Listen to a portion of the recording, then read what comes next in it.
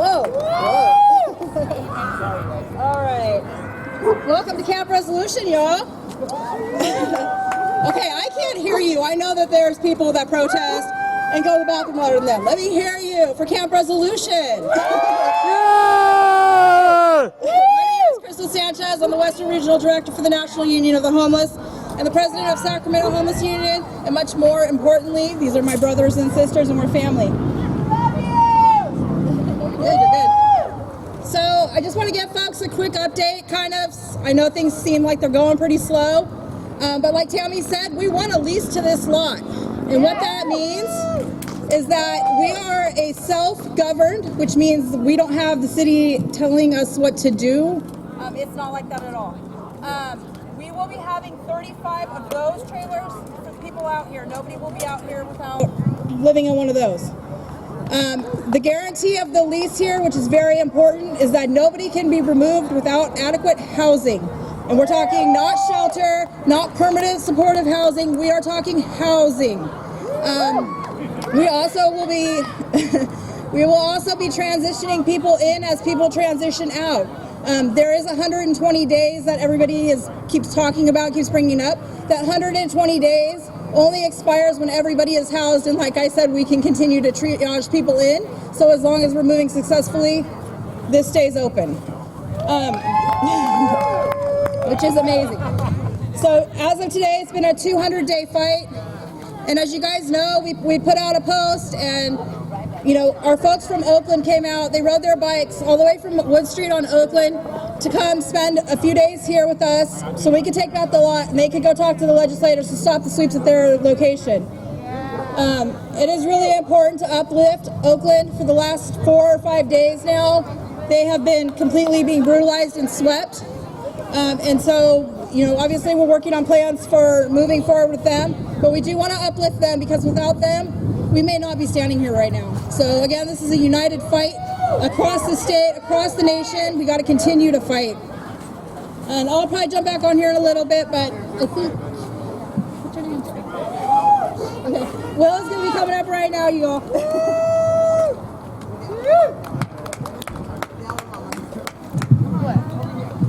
are you doing? What are you waving at me for? None for you, camera phone. Thank you so much. I wrote some very special poems for Camp Resolution yesterday, and I'm going to read a lot of my other poetry as well. But this first poem is called Camp Resolution. Resolution! I have a magical accordion man to thank for bringing me to the promised land, where the decorated wrought iron metal fence covered by inspiring words of political fact welcomed me, and the dusted dirt and concrete and the countless automobile domiciles parked welcomed me, and the barking chained dogs and the blowing tents of colors multitude welcomed me, and the groaning electric generators and the recreational vehicles rectangle welcomed me, and sizzling barbecue grill circle and soothing fire pit oval and the gracious food of unthinkable gratitude welcomed me. On a cold November night 150 suns ago, I met the valiant souls who reclaimed this promised land, their promised land, who renamed their promised land and said to me, welcome to our camp, welcome to Camp Resolution. 150 suns ago, I bore witness to the municipal government officials of the city of Sacramento, supposed blessed sacrament, who all but signed the pen to end the lives of campers here and deploy the uniformed men armed with bullets and ignorant cruelty, Sacramento's finest. It was the business as usual, business as usual, business as usual, business as usual that killed countless homeless bored by the bored citizen crowd whose comfort comes first and whose mouths do not thirst. But it was the thirsty who fought back. It was the hungry and starving and striving and surviving who fought back, who fought back and said to Sacramento City Council, no, you will not sweep us and treat us like dirt and debris. You will not send police officers to make us suffer to your glee.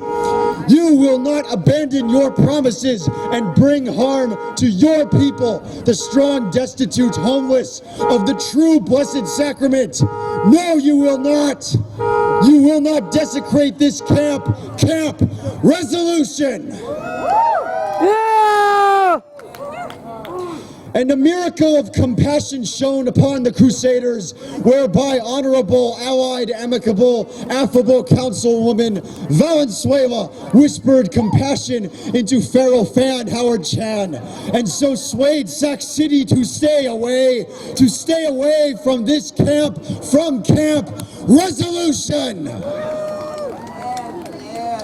And 5 moons later, we stand here, our rights secured, a contract signed for safety, and no more police to ruin our chance for living, our chance for housing, our chance for survival against early death.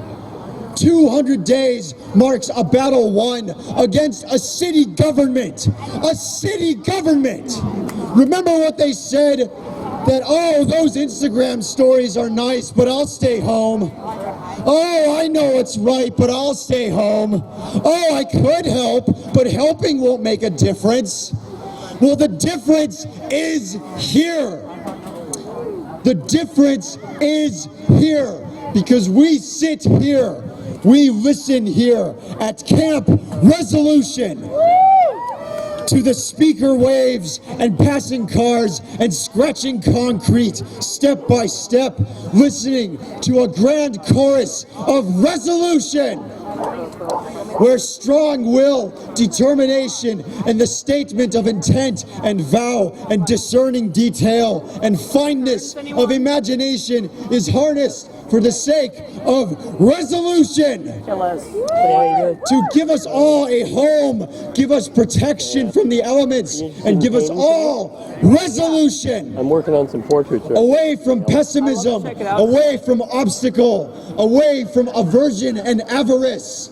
This is our story and sacrifice. This is the word of living and the word of destination. Remember these words, for they are present, significant home for the people not forgotten. Camp Resolution. Camp Resolution. Camp Resolution. Resolution. Resolution. Resolution. Yeah!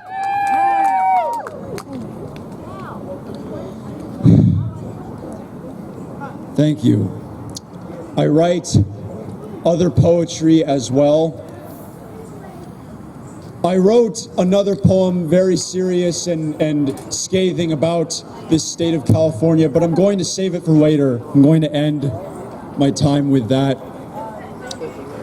So I'm going to read you some other things that I write, and we'll get to a closing message at the end of my time. This poem is called Cantankerous. Cacophonous chirps of boisterous birds in arboreal heavens from cantankerous cars, far away, but not far enough, because this grass here hears, and the trees here hear, and the birds and I hear, right here, that drone, that united engine of mechanized doom, barreling faster than life and the living have ever went, should ever go, barreling towards boredom, work, pollution, terror, and no solution. That four-wheeled army of sadness, of missed opportunity, of stolen experience. That drone that I can't believe I'm hearing acres away reminds me to listen to the chirps and the caws and the coos while I can, while the clock ticks far away, but not far enough.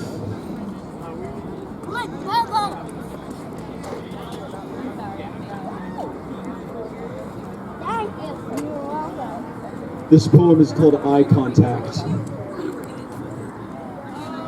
I walked toward the door, and made eye contact accidentally with a girl with orange hair sitting at the table next to the door, and I quickly darted my eyes away to throw my napkin in the trash. Jesus Christ, what awful thing did she think about me? Maybe I need to go in the trash too.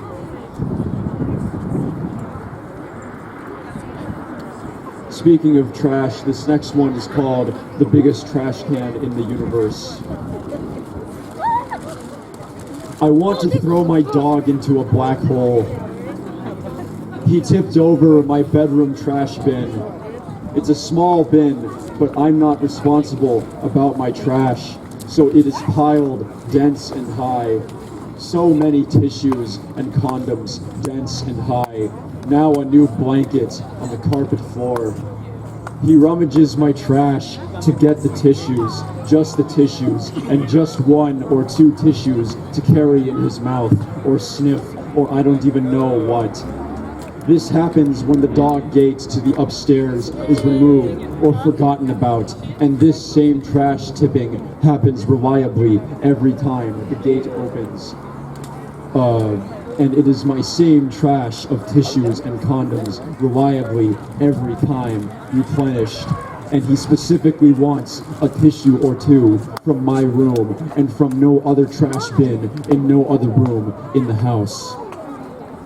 I want him to explain himself to me.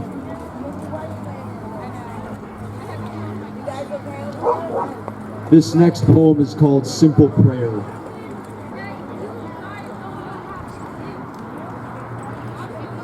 I took a pretty massive shit in the staff bathroom at Cache Creek High School in Woodland, California, my substitute teaching job for today. And it's your expected seedy school bathroom, but there's a simple prayer nailed to the wall, a picturesque pink paper of blended sunset color with faded silhouettes of a forest on its lower third. It is titled A Simple Prayer from St. Francis. The first line is, Lord, make me an instrument of your peace. The last line is, it is in dying that we are born to eternal life. The air stank, and I looked forward to eternal life.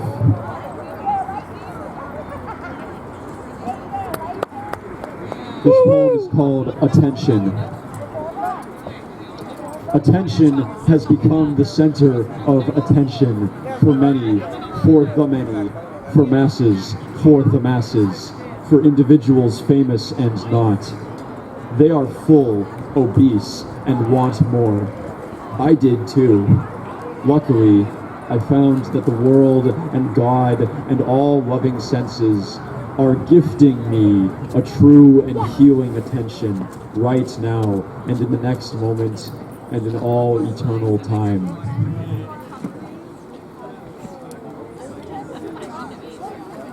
This one is called Merrier.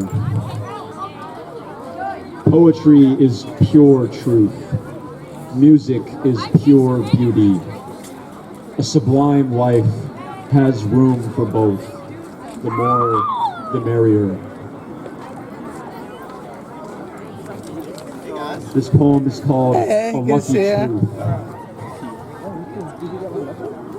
Only beautiful souls can recognize beautiful souls. Luckily, there are many of us. Nice to meet you.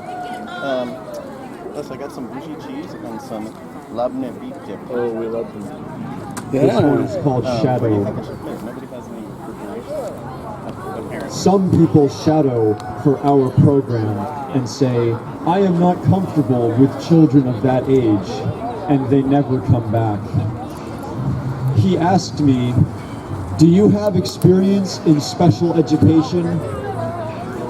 I said to him, no, not professionally.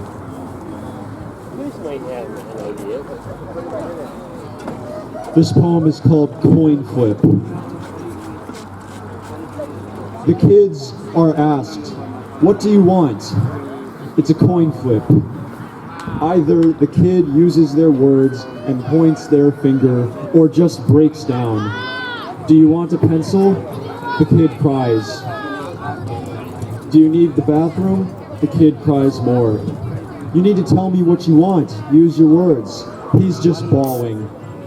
The suffering continues until it doesn't.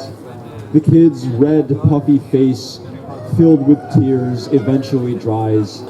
They'll quiet down and the class moves on. They'll mumble and coo their way to sanity. They'll run around and be a fine, joyful, and nonverbal sprite. That is, until asked again what they want.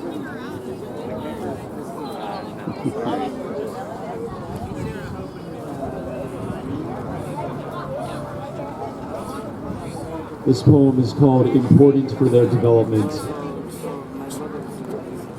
With kids as young as them, every single moment is important for their development.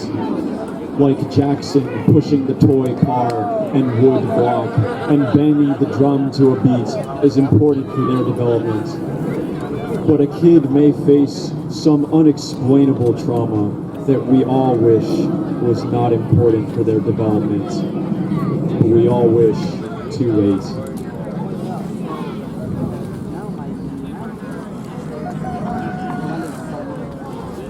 Okay, a few more poems here. This one is called Poop in the Pants. There is poop in the child's pants because the child has pooped in his pants. Mr. Hugh will now bring the child to the bathroom so that the poop can be removed from the pants.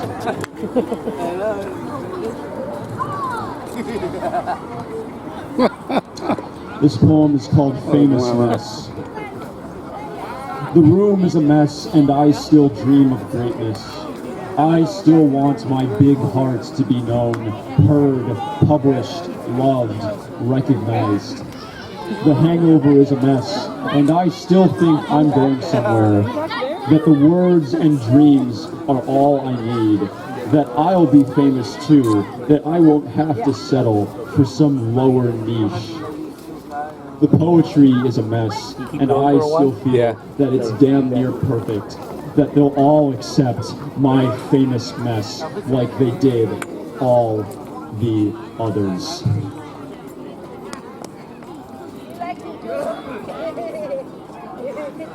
Maybe I get one. That's it. No, I had one for that lady. This next poem is called You Realize. You realize we will make our way to another planet drunkenly, right? Absolutely drunkenly, and not in the good way. It's not going to be pretty. We'll be drunk on whatever it is. Innocence, triumph, glee, optimism, racism, speciesism, the thing that justifies all that science fiction for nothing. The entertainment was nice, but they took it as a plan. Those writers like me, it wasn't meant to be a plan. Stop it. It wasn't meant to be a plan. God, you stupid, sober idiots. We'll just kill like usual, and it'll be the same. So make peace with it. That's the task. Make peace with the immense violence, planetary and mental, right now. It'll be okay once we get to Mars. Okay, one more poem, and it's the one that I alluded to at the beginning. This poem is called California. California, we've given you all, and now we're nothing.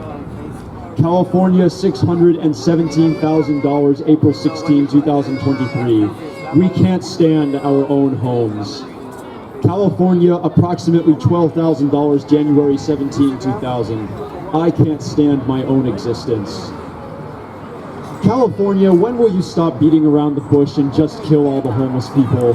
We understand that you think of them as ants and you think of yourself as the great golden bear.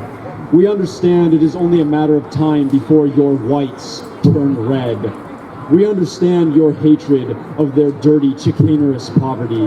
A hatred oh so different from those other kinds, the unacceptable kinds, the racist kinds, the Nazi kinds, the homophobic kinds. Yes, oh so different from your treatment of the people who live outside. California, when will you use your power for good? When will your silk become dirty, and how dirty before you undress? When will your ghosts ascend to heaven, and when will they send us a message? California, when will billions turn into trillions, and could trillions ever reach infinite good? California, your reign will not last. California, you will burn to cinders before 3 people with 8 good limbs and 60 good teeth between them can have shelter. And we will burn with you. And we will want to scream, "This is what you wanted! This is what you wanted!" while melting in glorious unglory. But we will be too tired to do so. California, when will your robots feel guilty? When will your ghosts ascend to heaven? California, the bravest voices are made of concrete. The highest nobility live among garbage. And if you talk of justice, you will talk of us. Because California, you have swept the island for the last time. California, why does Sacramento, your capital, mean Blessed Sacrament? Is the Blessed Sacrament the epicenter of human trafficking? Is the Blessed Sacrament the dishonest promise and the unsafe neighborhood? Is the Blessed Sacrament now $1,200 a month for a 1-bedroom apartment? California, what will come next? What will defeat you? Will the colonizer return, the unholy predator? And can your tasty treats entice us forever? California, a homeless Martin Luther King Jr. is here. California, a homeless Malcolm X is here. California, a homeless Jesus Christ and Muhammad and Buddha is here. California, 4th largest economy in the world, ground zero freeze to death. California, 4th largest economy in the world, ground zero freeze to death. California, 4th largest economy in the world, ground zero freeze to death. California, when will a giant tree branch destroy me? Will I feel holy natural wooden splendor break my skull and remove me from all feeling and goodness? Will my very skin melt to bone in the comforting sunlight of your Apollo? And will my bones then turn to dust and blow away into the storm drain clogged from years of neglect of other bones? California, you gave birth to conservatism without conservation. California, we almost succeeded. California, are you the perfect colony? Have the Southern Mayadu and Plains Miwok and Patwin Wintun peoples been sufficiently terminated to your liking, to John Sutter's liking? Have you slaughtered enough to speak of diversity and equity and inclusion, and are you immune from criticism? California, after all, I have still not left you. I still wanted to see the real world, your real world, the Blessed Sacrament. I wanted to undress you myself. Then I went to your unsullied pockets and cleared my mind, finally. Thank you, Nico. Thank you, Mr. Cash. Thank you, Mr. Bukowski. Thank you, Mr. Ginsburg. I learned what words mean. I found new teachers away from your failed education, and then I gave back. My current occupation is substitute teacher, and someday, poet. And I see Sacramento's namesake, the true Blessed Sacraments, in the leftover gold mines of hope, our children. In California, you still killed all of us. You began the unsoulening, because the children still yet do not know of Camp Resolution, nor of most any other necessary thing to chance real liberation. Your iPhone ding still keep us Pavlov, and far too many of the greatest minds, young and old and worldwide, now do not resonate. They now speak uncritically, with comfortable adherence to the worst rhythm, algorithm. California, you told me that things matter. You told me that Donald Trump mattered. You told me that Elon Musk mattered. You told me that Barack Obama mattered. You told me that J.K. Rowling mattered. You told me that music and movies mattered. You told me it matters to be significant and rich. And I agree. Because I learned what significant really meant. And because I learned what rich really meant. California blue blossom wind and cancer petunias and multitude culture and cracking of the rocks and helping other people. California red rider sunset and banana slug slime and special needs children and extreme wildfire and substitute teaching. California, I'm sorry that I failed you. Just let us put it all on the line to survive your journey to hell. All right. Woo! Woo! Thank you all very much. My name is Will Alpers. Someday my poetry will be better. Thank you.